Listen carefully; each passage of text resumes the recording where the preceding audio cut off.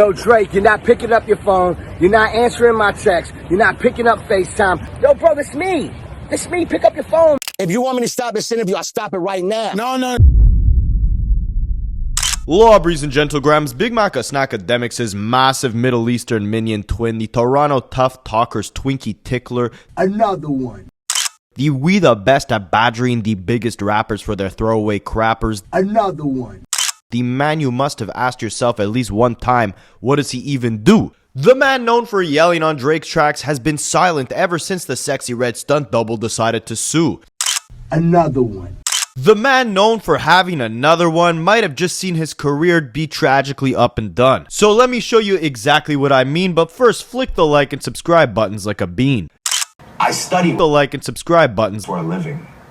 Now, ladies and gentlegrams, there are two very different type of people in this world, and they can both be defined by DJ Khaled and Young Thug. When the going gets rough and conflict erupts, who will be there and who will be square? Young Thug and DJ Khaled are two rappers, if you want to call DJ Khaled a rapper.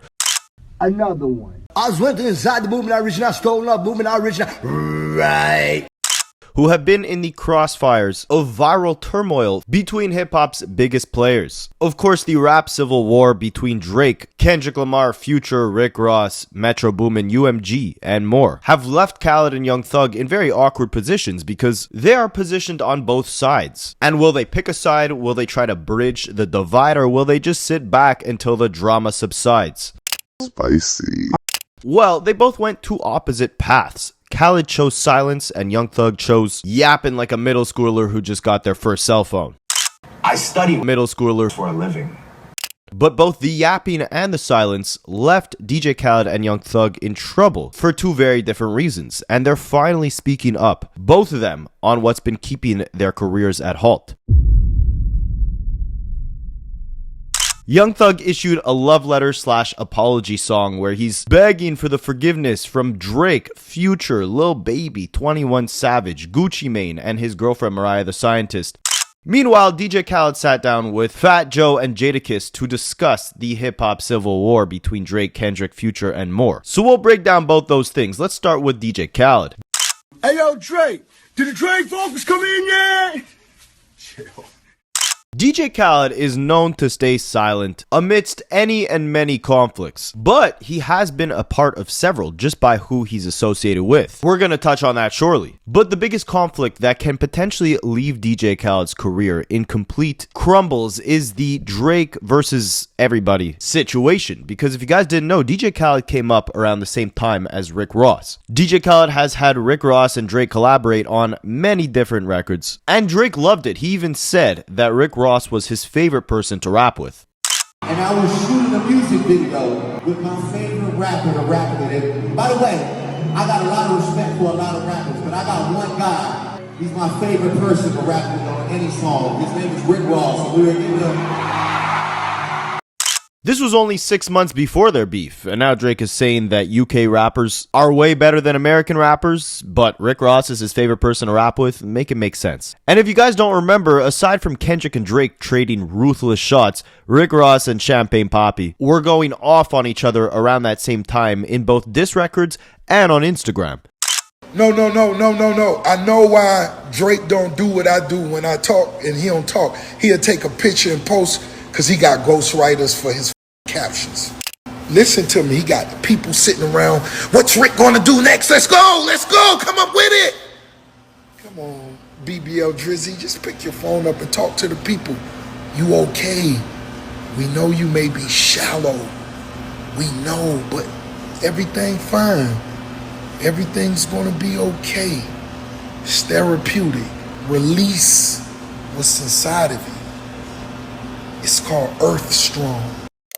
I got one more question for BBL Drizzy. One more question. How long you gonna stay on that plane? It's dangerous. It's dangerous. It's a 1978 cargo plane, wasn't built for humans. It's dangerous. Imagine a white boy with the soul plane. God! Imagine a white boy with the soul.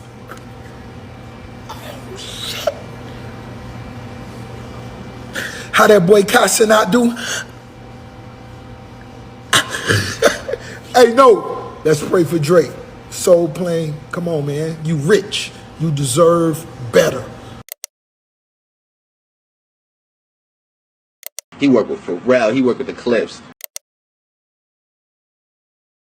So this is rough for DJ Khaled, right? Because Khaled obviously has a real brotherhood with Rick Ross, came up in Miami around the same time as him in the early 2000s. They share a long history, not just on record, but they also got a lot of mutual interests, like their deep love of cereal and their intricate debates over the origins of almond milk.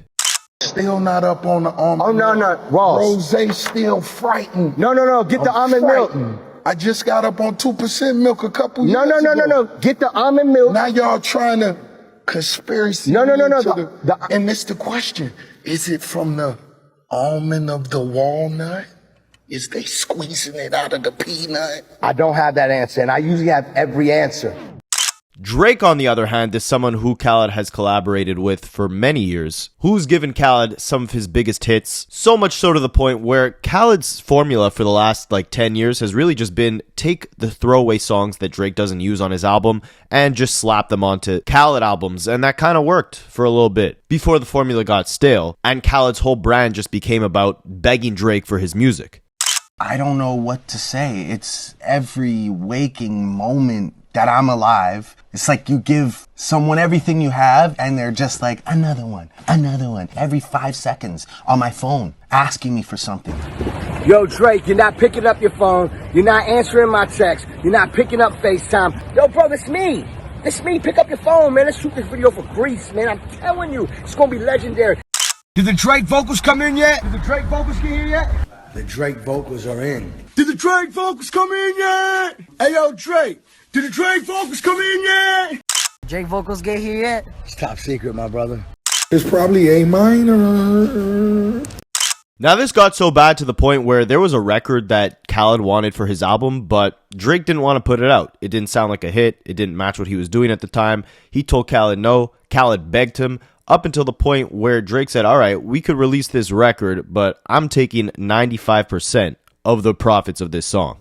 You remember that song called To The Max? Drake said no 55 times. You said you needed the song. Drake said, whatever you need. They came back business-wise that Drake owns 95% of this publishing because they didn't want the song out at the time. Drake was putting out hot other songs. He didn't want the song out. He didn't think it was in line with what he was doing. But like a gracious king, he's used to throwing alley-oops.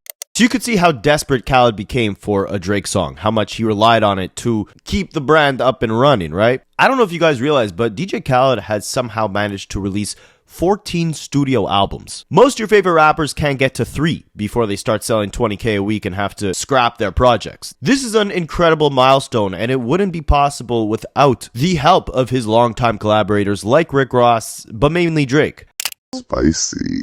And maybe this is a video for another day, but I think it speaks to the larger issues of there not being any real larger-than-life superstars within hip-hop at this point of time. Yes, of course we have Kendrick Lamar, but Kendrick Lamar is not chucking away his throwaways for DJ Khaled. Plus, on his own, he drops very intentionally. He drops when he feels like it. He's not in the business of keeping his name relevant by chucking out album after album every single year so his name can always be in the conversation. He creates the conversation by giving you generation-shaping projects that aren't necessarily able to be cooked up quickly at a moment's notice, right? And that's normal for a superstar, right? Like, most big artists will only release a project every 1.5 to 3 years. So Kendrick is moving on standard timing, not like Drake, who just keeps pumping out formulaic projects every quarter. I study Formulaic projects for a living. The problem is there's not a very high volume of artists at the level, at the magnitude of a Drake or Kendrick who are dropping. So whenever we're not getting music from these superstars, the void feels a lot larger, a lot more impactful, right? Think about the 2010s. In a year where Kendrick Lamar wasn't dropping, chances are you'd get an album from either a Kanye West, Drake, J. Cole, Tyler, Mac Miller, A$AP Rocky, Big Sean, Meek Mill, Wale. It never felt like there wasn't a massive moment within hip-hop because you had a bunch of superstars that would all drop year after year. Same thing in the 2000s. If Jay-Z took a couple years off, you still had Kanye West, The Game, Lil Wayne, Jeezy, T.I., 50 Cent, Eminem, or a lot more who were going to keep things exciting, right? In the 2000s, Kanye's lost his mind. Drake's music isn't really exciting. Kendrick Lamar will take a couple years off between projects. Same thing with J. Cole. So you're not getting the same massive moments that you were in previous generations. And I bring this up because this is a big problem for DJ Khaled. Look at his career over the latter half in the last few years. The only major superstar he's been able to depend on for consistent throwaways to chuck on his album as hits has been Drake. It used to be when Drake was busy, he would just get Lil Wayne to replace him, Nicki Minaj, Rick Ross, Kanye, Akon, T-Pain, Ace Hood. Shout out to Ace Hood. Who remembers Ace Hood? Drop a comment. My point is there wasn't a lack of talent for Khaled to pick from to basically get a hit off of. But times have definitely changed. Who does Khaled turn to at this point? He's not going to go for a posse cut with Jid and Freddie Gibbs and Ray Vaughn. That doesn't move his brand. He needs superstar-studded anthems. So, of course, when he was gearing up to drop his next project, the main selling point was that there would be not one, but 2 Drake songs on it to carry the track list. He dropped the most expensive album trailer I've ever seen in my life. I mean, this thing looked like a movie production. All to announce the fact that his new project was dropping and that it would have 2 Drake songs on it.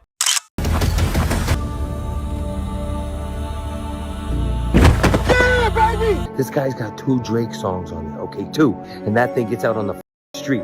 If it doesn't go through me, it's not getting out. Do you understand me? The problem was, when he posted this trailer, this was a couple months after the whole Drake and Rick Ross and Kendrick etc. beef had transpired. DJ Khaled had stayed silent throughout the entire thing. We don't know what happened behind the scenes, but obviously with everyone turning their back on Lobby, I guess he figured he could expect his closest friends in the industry to support his suing and spiraling. I mean, we saw 21 Savage, Young Thug, Lil Baby, they all jumped out to defend Drake. Where was DJ Khaled? The problem was, it seemed like he was only there for the good times, right? He's coming out with a new album, so he's celebrating the fact that he has 2 Drake features. But when times get rough and Future and Rick Ross and Kendrick and everyone turns against Drake, Khaled's not there to defend him. So when DJ Khaled posted this album trailer to his Instagram, Drake commented,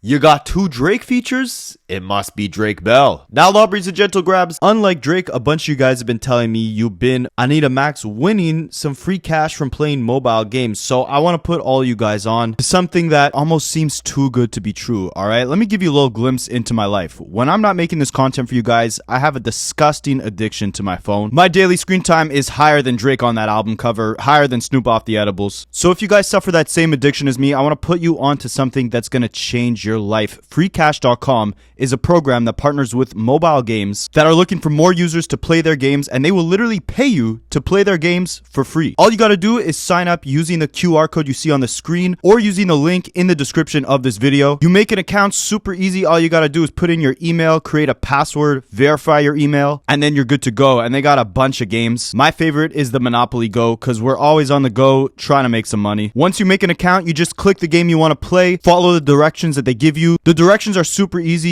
Usually you just got to download the game and start playing. So it's about time you put that phone addiction to good use. Again, use the QR code you see on the screen or the link in my description. Create an account and you could start making more than $150 just to play a game on your phone.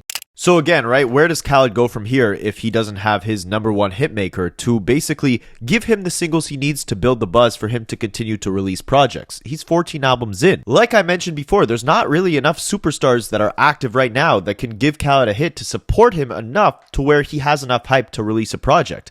Even if he gets a verse from a Jay-Z or a Lil Wayne, that could be a big moment for him. But the way a Khaled operates, because he's only built a brand around being this, clownish social media figure and for, having the hits, which really just come from other artists, it's going to be hard for him to release a project and people actually wanting to support him and listen to it without there being a hit that would entice them to listen. There's no reason otherwise. He never built a fan base of people who are actually loyal to him as an artist, right? So he needs that Drake feature.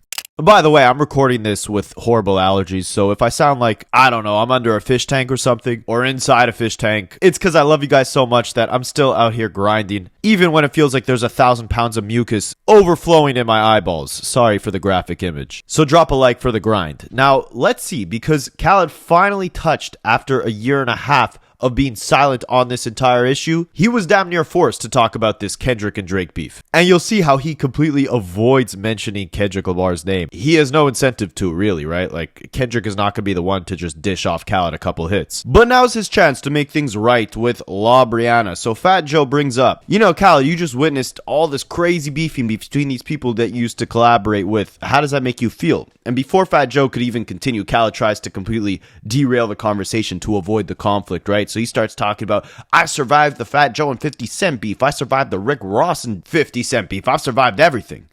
Let me ask you a question. With all this beef going on that was... I survived the Fat Joe 50 Cent beef. That's a big beef.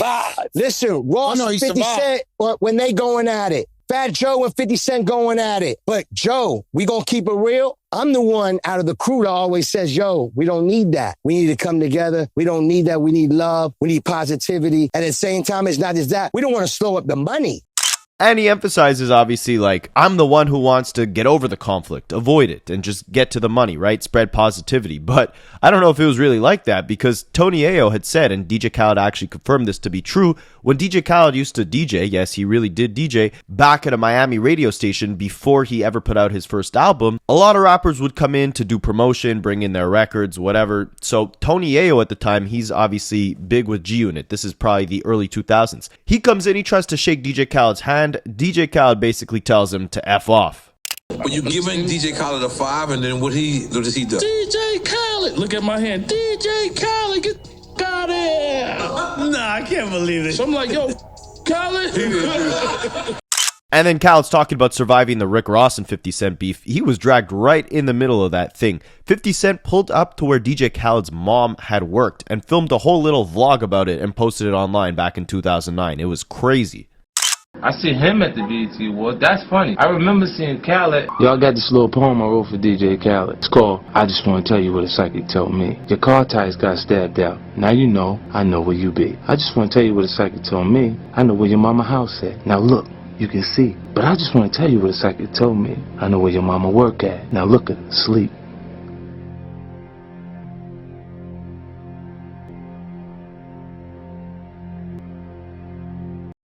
So yeah, I guess you could say he really did survive all these insane beefs. So then Fat Joe asks him, like, how did you feel about the whole Rick Ross, Future, and Drake beef? Like, did you get in the middle of that? And DJ Khaled says, they're all my brothers. I don't get into these beefs. I don't deal with hate.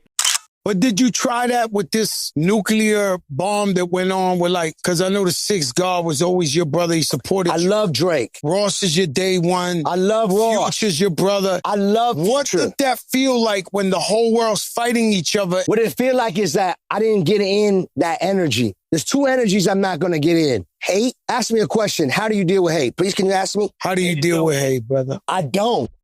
A lot of deflecting, right? Because obviously Khaled had some sort of behind the scenes involvement, or else Drake wouldn't be, you know, retracting all the work he was supposed to do for Khaled's album. Like, you could say 21 Savage didn't get directly involved in the beef, but that was someone who you could tell was obviously on Drake's side still, right? It didn't seem like Khaled did that at all. It seemed like he probably stayed on the sidelines, didn't reach out to any party involved, and then when the coast was clear, tried to slick in that little, you know, I have 2 Drake features on my new project. But then DJ Khaled kind of gets a little defensive. He's like, you can't question my friendship with these guys, right? How could you do that? I'm DJ Khaled. I'm the guy who spreads love. I'm the guy who gives the keys out. I'm the guy who, you know, is always about success, and they don't want to see you win. We're going to win anyways. A lot of deflecting onto the main point, which is that obviously Drake doesn't consider you a friend at this point, right? You obviously did something behind the scenes that ticked him off. So now he's like, you know, the only collaboration you're getting is with Drake Bell. But Khaled is saying, you know, these are all still his friends.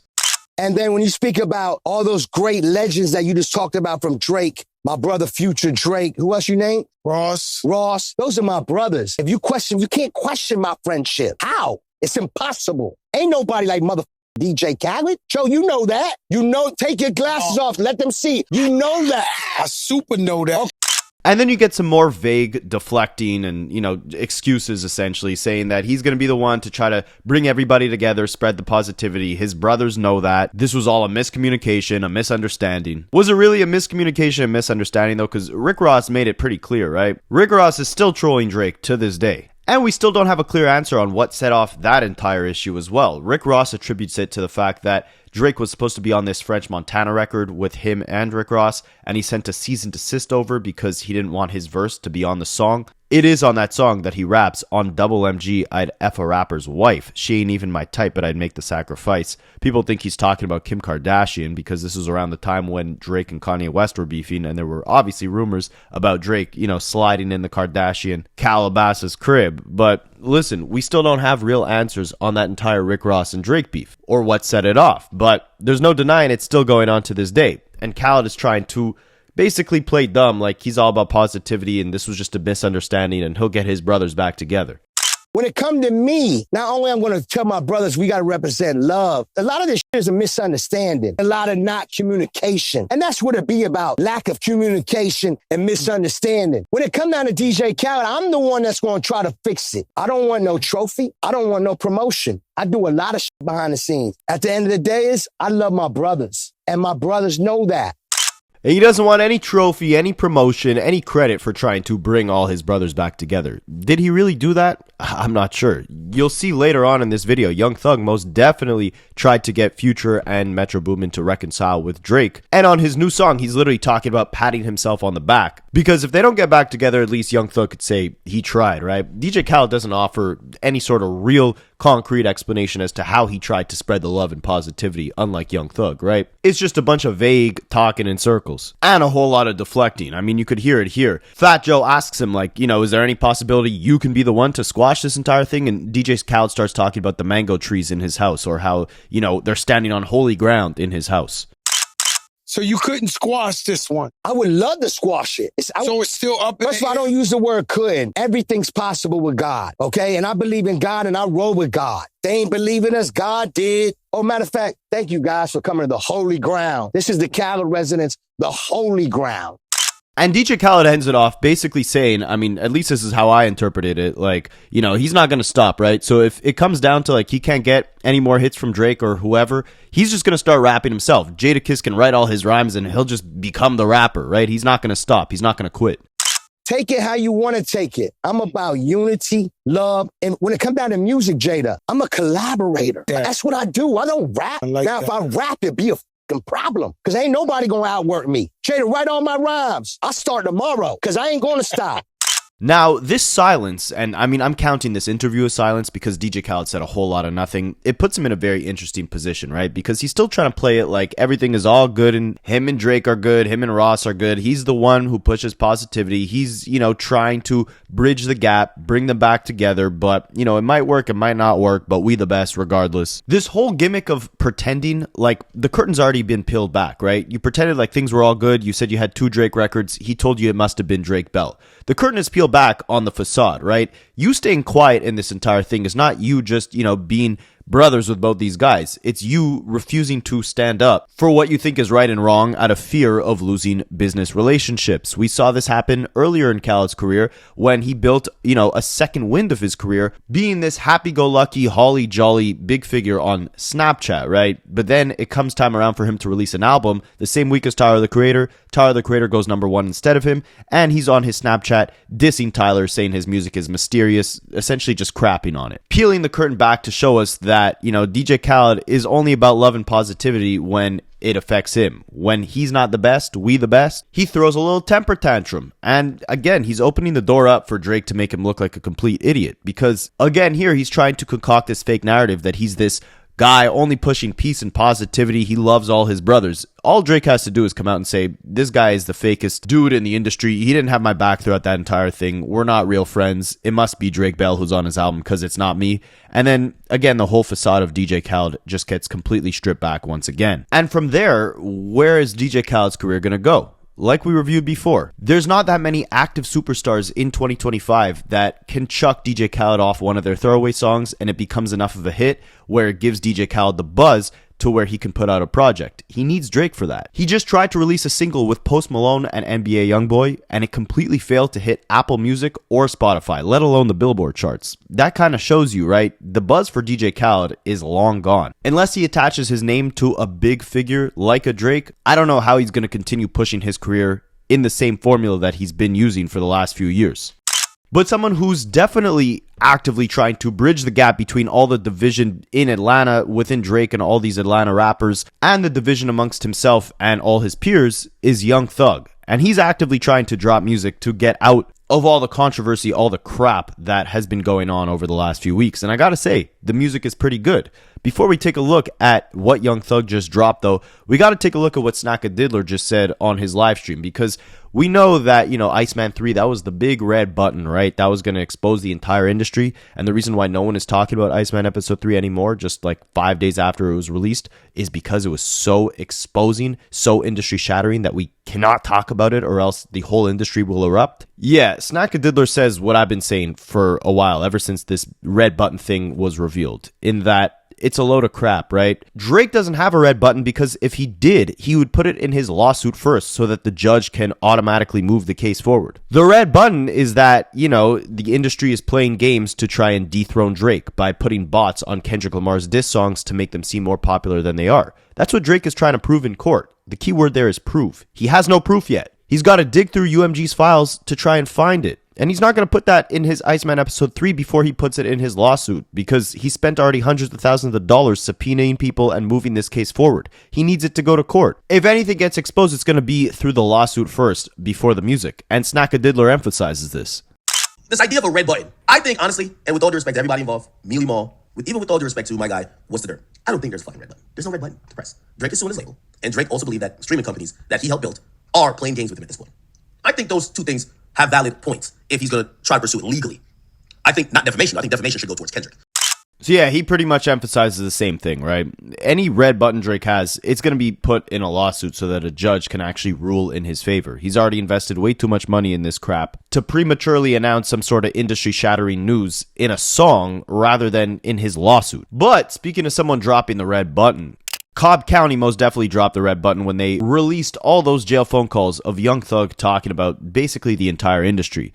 He admitted himself to using bots for his artist Gunna's album. He called Gucci Mane soft. He said that Lil Baby got screwed over by his label and laughed about the fact that he was signed to a rat. He said that the Migos were losing that same label tons of money. They were not profitable. He talked crap about Kendrick Lamar, Drake. We're going to touch on that later in this video. He was caught on jail phone calls talking to another woman about having kids potentially. Meanwhile, his girlfriend Mariah the Scientist was holding him down the entire time he was incarcerated. So with all this craziness getting exposed, Young Thug took the time out to make an apology song where he's apologizing to Mariah the Scientist, Drake, Future, 21 Savage, Gucci Mane, and Lil Baby, and asking for their forgiveness. Interestingly enough, though, he doesn't mention Kendrick Lamar in this song. Now, it starts off beautifully with, can you guys let me know in the comments whoever is singing on this intro? Like, I was hoping that they would keep this type of vibe for the entire track. This is magnificent. I'm going to play it for you guys if we don't get copyrighted here.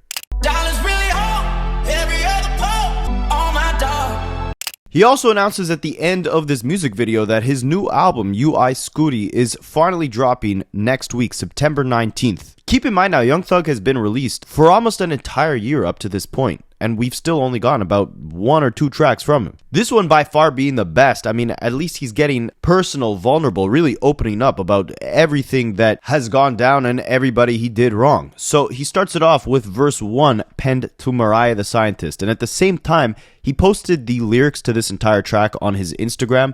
And with each verse, because each verse is dedicated to a different friend or artist, he tagged them as well. So we'll break down the entire song. Verse 1, dedicated to Mariah the Scientist. Thug starts it off. Baby, I'm sorry. One of my biggest fears is losing you to the internet. Waking up in our bed with you right by my neck. Saying, don't you break a sweat. Pillow talking ain't my game. Pillow talking ain't my name. Pillow talking ain't my name. Baby, I love you. I know you see this rain. I know you feel my pain. Now, Thug has, used the excuse, I guess, or reason that, he was incarcerated for a while, right? So you're not in that best headspace. He doesn't even know if he's making it out, and that's the reason why he did all the pillow talking that he did. Does that excuse asking your side chick when she plans to have kids on a phone call that you know is recorded? Not necessarily, but we can't really put ourselves in his shoes unless we lived it, right? Like, you don't know if you're ever coming home. You're doing whatever it is you could to simply pass the time, and your frustrations build up. You start pillow talking. We won't break down the entire verse he penned towards Mariah. I don't think you guys are necessarily interested in that. You could find it on your own. Him and her were on the phones too, talking a ton of crap about some different artists. He called Glorilla ugly on a phone call to her, and she also just released a diss track against Young Thug. And it's unclear if they're still together, him and Mariah. It doesn't seem like it, judging by this song. And he ends it off, pretty heartfelt, saying, "I'm sorry for taking you away from the person who had you, just to put you through this madness. I'm the reason you're crashing. How the hell you go to jail for me being bad? I'm the reason they're bashing you. Damn." She did take a lot of heat for him. I hope, things work out, because he was in jail for about 2-3 years. Like, that's a long time to stick with somebody, and then things don't work out once he gets released. That's pretty rough. Now, this second verse is where he gets into his apology to La Brianna. If you guys didn't know, Young Thug was on a jail phone call talking to his manager, who was telling him around this time Drake wanted to drop a house music, a dance music album, right? Honestly, never mind. This was in June of 2022. About 12 days before he released that album, Metro Boomin's mother had tragically lost her life to her stepfather, who then unalived himself. And with this phone call, we pretty much get confirmation that the beef between Metro Boomin and Drake started around this time period. And if you guys didn't know why that's substantial, I mean, Metro Boomin produced the song and it was on his album where Kendrick initially kicked off the real battle on the song Like That. Future Metro Boomin and Kendrick, where Kendrick said, "F the big three, it's just big me." People were confused. Why is Metro Boomin allowing this on his project when he had done so many collaborations with Drake in the past? Well, back in June of 2022, when Metro had lost his mother, Drake attempted to try and get one of Metro's records that he planned to release on his own project that also featured Young Thug and Travis Scott, a song called Trance. He wanted to put it on his own album. He had pulled up to Metro's studio one day, recorded a verse on a track that was already done. The trance song, it was already finished. But then he wanted to take the song for himself. He calls up Metro Boomin, just a couple days after he lost his mother, and asks him for the song. Metro says no. So then he calls Young Thug's manager, who's now asking Young Thug on a jail call what they should do, if they should try to speak to Metro themselves. And Young Thug essentially calls Drake stupid for even trying to reach out to Metro at this point when he's grieving such a tragic loss, saying that Drake was probably insensitive, barely showed him support during this tough time, and just kept it business, essentially. He also emphasizes, Drake is trying to frame this like it's a favor to me. Like, oh, I'm incarcerated, so he wants to take this song from Metro Boomin since I'm featured on it and put it on his album, since that'll be a big look for me while I'm incarcerated. And then he says, Drake, if you really want to do me a freaking favor, you should be talking to the president. You should be talking to someone who can get me released. Don't be calling me about a song. That's not doing me a favor. I did a full breakdown on this beef. You guys can check it out. Maybe I'll leave it in a link in the description. But here's a sample of the phone call so you can hear the context behind this entire situation and why Young Thug is now apologizing to Drake. So Drake called me last night, and it was some song that I guess you and Travis had done. And he had added to it, and Metro produced it. Yeah. And he had done it for his album, and his album is coming out Friday, right? Metro album, right? Nah, so Drake had done some stuff on it, and Drake was gonna put it on Drake's album. And Drake's album comes out Friday. Yeah. And I guess Drake had turned his album in and then tried to get it cleared, and Metro was like, nah, I don't like what you did with it. And then saying he wasn't in the right headspace, and Drake called me last night, trying to be, he's like, man, I wanted to put Thug on the album. I wanted to, show how much I support, you know what I mean? Because the album's going to be big or whatever. And he was kind of calling me, asking me, is there any way or anything I could think of how to help him or help the situation? Because it would be a big look for you to be on that album, especially after, the Summer Jam. We got 35,000 signatures on the petition. Things are going in a good direction, you know what I mean? But and what the petition is for? The petition is to protect black art. To protect black art. Yeah. Yeah. So we got 35,000 people signing that already. What they trying to get to? Say it again? What number they trying to get to? There's no particular number. It's just to keep raising awareness, you know what I'm saying? If we get to 50,000, that's pretty solid, you know? Yeah.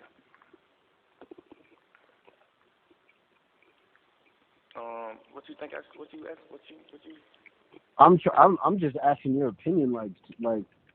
Obviously it's a sensitive time for Metro, so it's kind of a weird thing to call him about. Definitely gonna call him about that. Like, nigga definitely ain't finna call a nigga about that. And at the time when Joe was saying this was just kind of industry speculation, right? We didn't know if Drake was really that insensitive to Metro Boomin right when he lost his mother, all about a simple beat.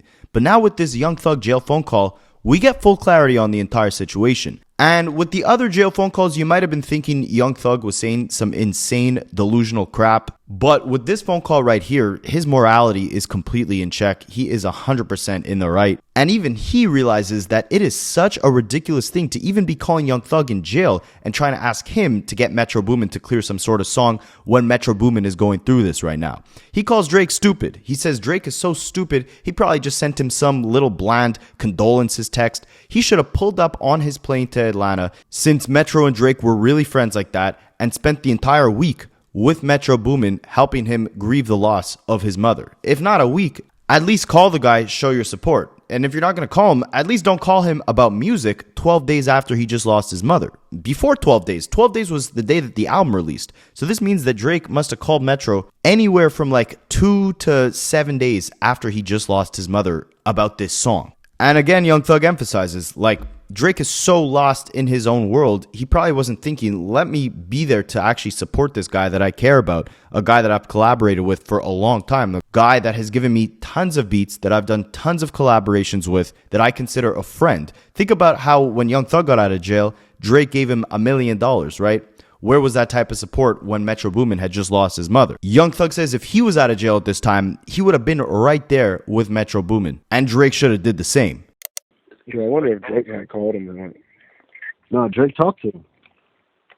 I don't think he called him. I think he texted him and then he sent him a voice note. Right, because I wonder what Metro said on the phone.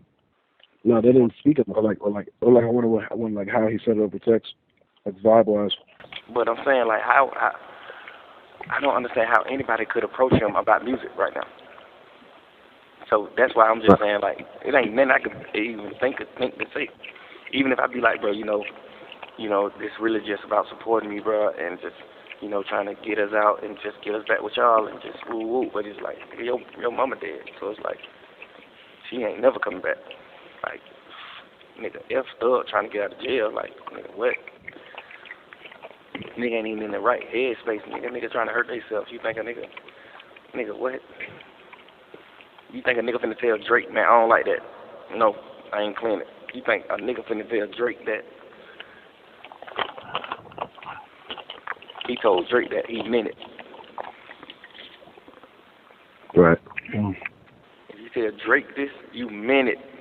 And Drake so stupid, he probably just sent the stupidest condolences like, yeah, bro, sorry for moms, and I'm here for you, bro, whatever you need. Just like something stupid. Instead of giving a nigga some wisdom of something real, you probably just said some crazy stuff on the phone, which is, you still genuine, you know what I'm saying? But you probably said something like that, and then you come right back 2-3 weeks later like, yo, let me get this song. Right. Instead of, like doing the whole real procedure, calling a nigga every single day, calling a nigga every day, just figuring it out, getting with a nigga, like, hey, where you at? I'm finna get on the plane and come chill with you, bro. Like, you using the fact that you Drake as a weapon now, and the nigga just not feeling that right now, Right. Yeah. Like, you supposed to get on your big old plane and went to where a nigga was when a nigga mama died, because you really mess with a nigga. So you supposed to get on your plane and went to where a nigga was. Where you at, bro? You in Atlanta? All right. I'll be there tonight. Like, nigga, I'm coming to chill with you a week straight, whatever, because if I was out of jail, I would definitely be with Metro Boomin probably right now. Or I probably right now just be leaving them. You know what I'm saying? Like, because it ain't even about music right now. It's just like so much.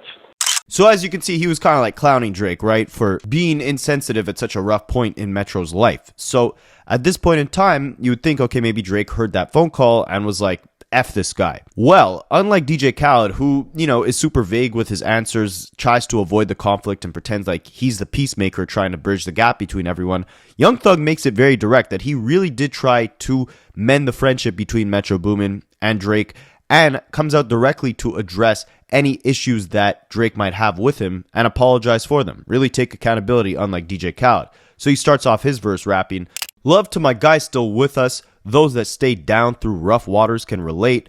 Feel like my future ain't nothing, it is what it is. Drizzy, you're my brother. You know I ain't going against you. I got manners. Everything you did for the rap community, they can't ban you. Never diss you.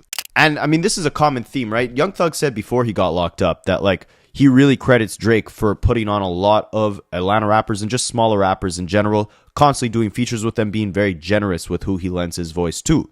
Drake will go on to complain about how people label him a culture vulture for that. And of course, there's the whole third verse in Not Like Us where Kendrick says you ran to Atlanta to essentially colonize their sound, right? And you can look at both ends of the coin. Firstly, obviously, Drake is giving a massive look to these smaller artists, but at the same time, if they don't go on to do something with that look, then they're constantly living behind the shadows of their first major look being attached to an artist at a moment much bigger than them. And working out of that shadow is very hard. Look at artists like McConan, Quentin Miller. Even the Migos for a while after Versace, it took them a long time to gain a hit as big as that song after Drake hopped on it. And you didn't see Drake with the Migos after Versace until years later when they finally went and built up a buzz, a massive buzz of their own. So on the opposite end of the coin, while it is a big look for these artists, it's a win-win for Drake, and it could be a loss for them if they can't create a moment bigger than the one Drake gave them early on in their career. Again, like we saw with Migos, McConan, etc. But for Drake, it's a win-win because no matter what, he can now incorporate their sound into his music. We saw him do this with Future and Metro Boomin after What a Time to Be Alive. He was never hopping on trap beats, talking with their lingo before linking up and doing a bunch of music with Future. Same thing with Blockboy JB. We never saw him on Take Keith production before linking up with Blockboy. And what happened to Blockboy JB after that song with Drake? That song completely overshadowed anything else he did in the future. And that's not Drake's fault, but you never see Drake with these artists if it doesn't serve him. We never saw him with Blockboy JB after that track because Blockboy JB didn't have enough hits. He didn't have the buzz to warrant another look with Drake. Drake wasn't doing it to say, let me put this artist on and, build their career up. It was, let me incorporate their sound, give them a look in the process so it benefits them, but now it greater benefits me because I can now use their producers, their lingo, their aesthetic, their sound in my music going forward. That's why some people may look at it as kind of like a colonizer, right? You're colonizing their sound. That's how Kendrick looked at it, at least, but Young Thug on the opposite end is saying that the rap community can't ever ban you because you've done too much for them. You've put too many people on. You've done too many features with everyone from Atlanta, right? And it's very ironic because on those jail phone calls, Young Thug was also talking about, before Kendrick ever put out that Not Like Us verse, how Kendrick doesn't do enough records with Atlanta artists like 21 Savage, Lil Baby, or Young Thug himself. And it's for that reason why Kendrick will never be as big as Drake. It all stemmed from the fact Young Thug was trying to get Kendrick on his project. Kendrick ultimately declined, and Young Thug said Kendrick should be doing more to put people on the same way Drake does. With Kendrick. I hope he do it. So do I. He don't take no money, do he? No. He wouldn't do that. But think about it. He does so few verses. Like, you know what I mean? Like, he's not just doing verses. Like, right. All that fake. I ain't getting no rapper song shit. I don't be liking them type nigga like that. These niggas get too big. I don't want to do no feature. Why? Why you don't want to do no feature? Why wouldn't you want to do a feature for a superstar? You really got Lil Dirt calling you for a song. Lil Baby, Dogg, real superstar calling you for a song. Why wouldn't you do the song? We lit, nigga. We going number 1, too. I don't be understanding that type of shit. Supposed to be a nigga who blessing it. That's why them niggas will never be bigger than Drake ever in life. Put somebody on. It's okay to run you a few hundred M's up, but who you help though? It'll never be bigger than Buddy. Buddy gonna do it right. Buddy with everybody. You know how many niggas like Drake change? How many niggas can take care of their family because of Buddy? Just like straight which Kendrick got there and put it on. You're a superstar. You don't ran up you a few hundred M, but you ain't putting nobody on though. You probably with me, Wham, Dirt, Savvy. You probably calling us like, hey man, I want y'all young niggas on my album. I'm on some player shit this time around. I'm on some player shit. So it's ironic how these things play out, right? Young Thug is saying Kendrick will never be as big as Drake because he doesn't collaborate with enough Atlanta artists. Kendrick then goes on to reject Young Thug's album, hop on Future's album instead, another Atlanta artist, diss Drake on there, surpass Drake in terms of that battle at the very least. In the process of dissing Drake, exposing how he's been colonizing Atlanta sound, and here Young Thug is apologizing to Drake over jail phone calls, saying that he can never be banned from the rap community because of everything he's done for Atlanta. Interesting stuff. So he continues rapping about everything Drake has done for him, saying, came to visit me at Cobb County like my kids do. F the jail call, you know the other calls we had. Basically saying like, don't pay attention to the Metro Boomin call where I was talking crap about you for being insensitive about his mother passing. You know the other phone calls we've had. You know everything we've been through. So he continues, I tried to get you, Metro, and Pluto, aka Future, on the same page. The internet don't know about it because real people don't say. Real people do. And I learned that from you. Basically saying that he's tried to mend the relationships between Future, Metro Boomin, and Drake. Something I don't think DJ Khaled has actively tried to do, right? And I think that's why Drake has separated himself from Khaled, because ultimately he's probably thinking like, you know, you have close connections with Rick Ross, with Future. Why didn't you do anything to step in and try to stop this conflict instead of just playing the sidelines and then using me when it's convenient for you to promote your album? That's why I said there's like two different people who handle conflicts two different ways, right? Young Thug is stepping directly in it, trying to bridge the gaps, solve everything, and then taking accountability for the wrong that he did. Meanwhile, DJ Khaled is the other type of head who just plays the sidelines, essentially, and waits for the conflict to subside itself. Let me ask you, if you're at a bar about to be in a fight, who would you want by your side, Young Thug or DJ Khaled? Young Thug continues. This part's interesting. He says, we had our differences, but Cash came through and got us on the phone. Like, why are you and Cash beefing? He got us on the phone. He pulled up to my home. Ever since y'all differences, it never passed dawn. It's darkness every day.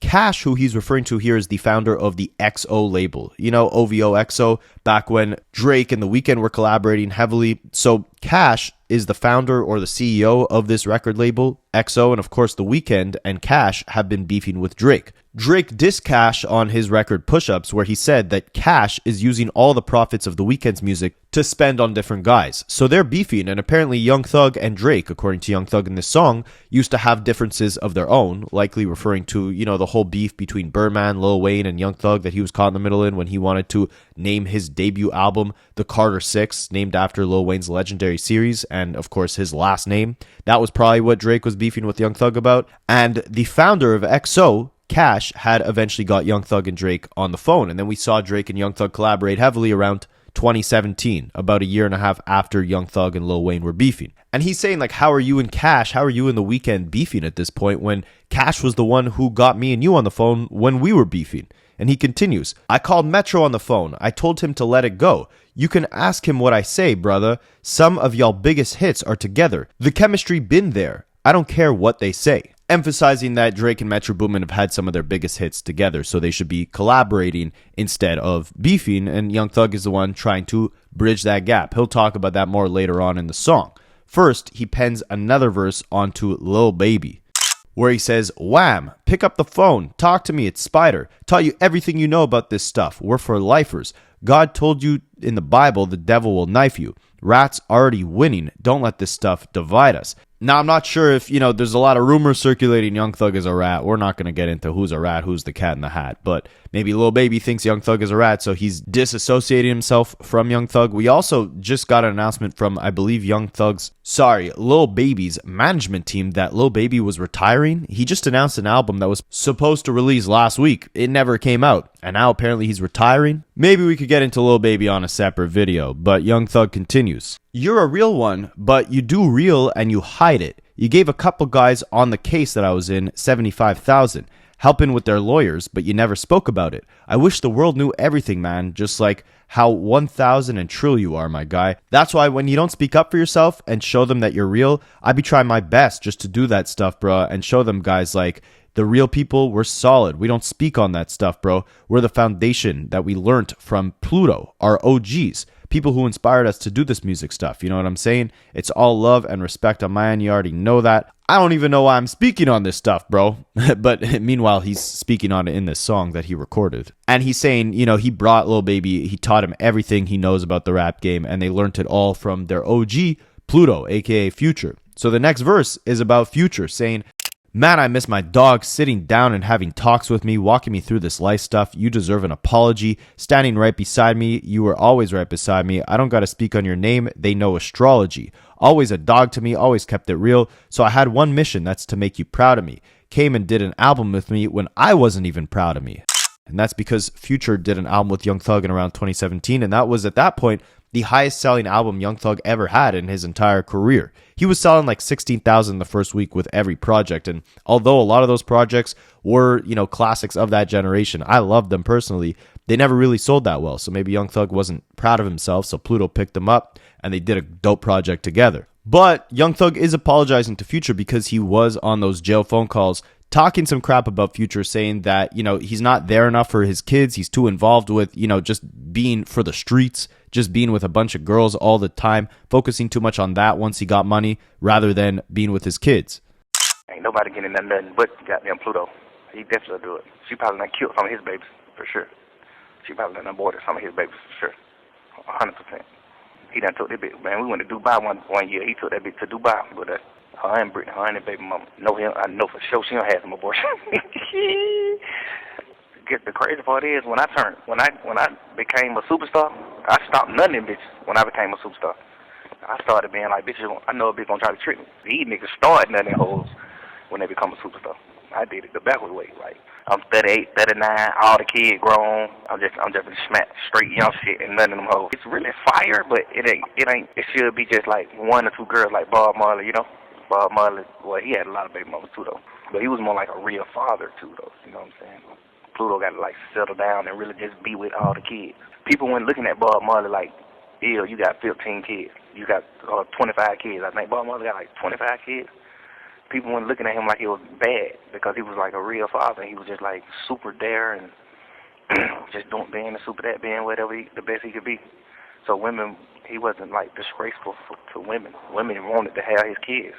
Pluto is you pushing the P. Bitches want to have your kids and shit too, but you still got to be 100% locked in with the kids. You 100% locked in with the bitches. That's the wrong way to go. Then he pens the next verse onto 21 Savage, saying, Savage, you're a real one. Don't let them tell you different. You've been calling my phone ever since people went missing. I wish the internet could hear the calls. I'm so serious. Like how I got you and Wham on the phone to settle your differences. You tried to get me and Lucci on the phone plenty. Lucci is YFN Lucci, another Atlanta rapper who I believe was also incarcerated with what the government had deemed to be another rivaling gang in Atlanta. They were saying that YSL, Young Thug's group, was beefing with YFN Lucci's group. Young Thug here is saying, 21 Savage tried to get YFN Lucci and Young Thug on the phone constantly, the same way that Young Thug got Lil Baby and 21 Savage on the phone to settle their differences. And he continues saying, it's the same way I got Pluto and Drizzy on another mission. It might not even work out, but at least I could say I did it.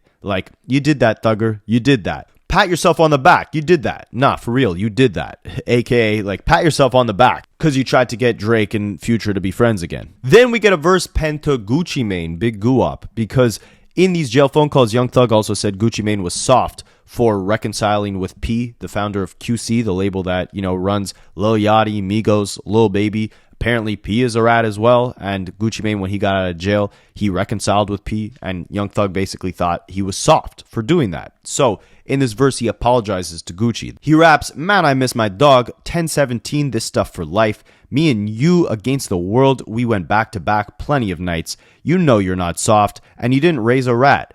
Guap word is law. I think even Jeezy would tell you that, because obviously Young Jeezy and Gucci Mane, they have a long, extensive beef. Maybe I could cover that on a different video, but he's saying even Jeezy would tell you that what Gucci Mane says, it goes. So Young Thug emphasizes, please, I'm not a rat, but that cheese is where it's at. All the guys on the case that didn't take please, that is that. Young Thug is begging for Gucci's forgiveness and emphasizing that he himself, Young Thug himself, is not a rat. And ultimately, I understand, behind the scenes, maybe Wham, Lil Baby, maybe Gucci Mane, they care if Young Thug is a rat, but the public doesn't, right?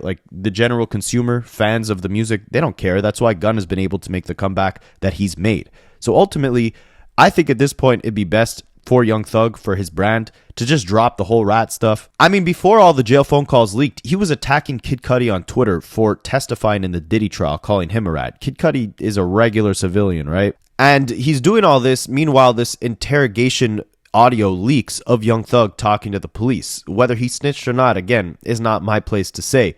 It just, optics-wise, looks a little strange when you're advocating against the destruction of all these rats. You're trying to tear Gunna's career down. All these jail phone calls leaking, showing that you were actively trying to release an album the same day as him to sabotage his comeback. Then you're talking crap about all these rappers you call friends while you're behind bars. It's not the best look. But I think this is a step in the right direction, right?